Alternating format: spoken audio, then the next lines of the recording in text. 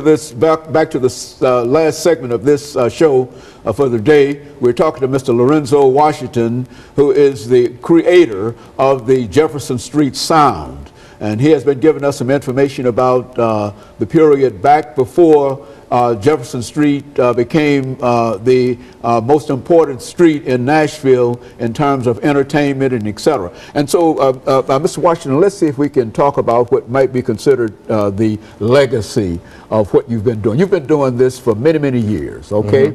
And when you look back over the years that you've been involved in it, what are some of the things that you think are important in terms of why you've been involved in this? Why spend so much time in doing this?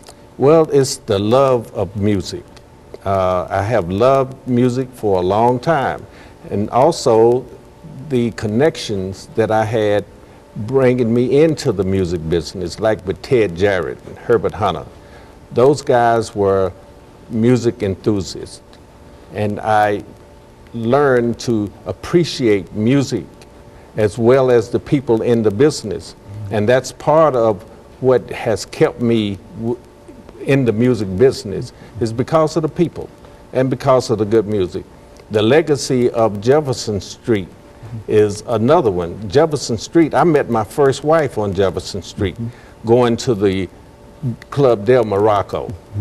And I also picked up my first gig as far as being involved in the music business from Jefferson Street by being a chauffeur. And when I said earlier, I was chauffeuring Herbert Hunter around and Ted Jarrett. Ted Jarrett was mega in the music business back in the day.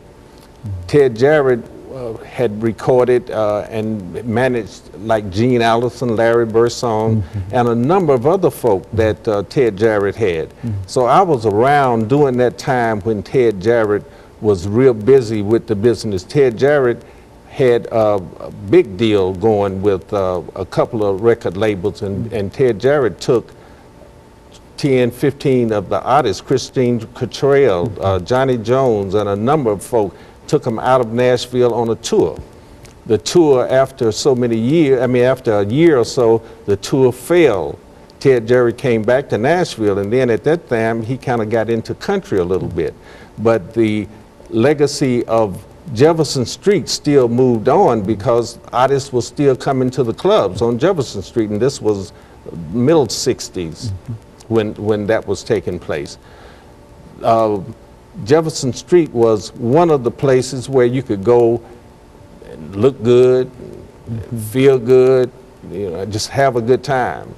And folk depended on what took place on Jefferson Street back in the day.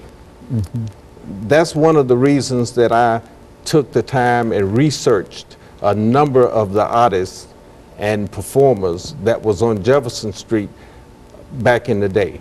And this tree here that I've got here represent the artists and the performers, the people that worked in the clubs, the club owners, the community had come together centered around what Jefferson Street represented in our community.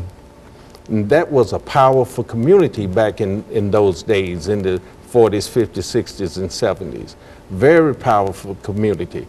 And at this time, I'm trying to bring something else into the element of the back in the day music, and that's this new music that we've come up with, this new style music that Don Adams has started producing, and this new album that he has. You're going to see change in music as far as a music that you would appreciate and understand.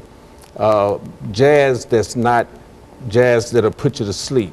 Jazz that may have, just in an instrumental, might have 5 hooks in it. And you waiting for the record to sort of fade out, and here comes another hook, And that's the way this guy is producing music now.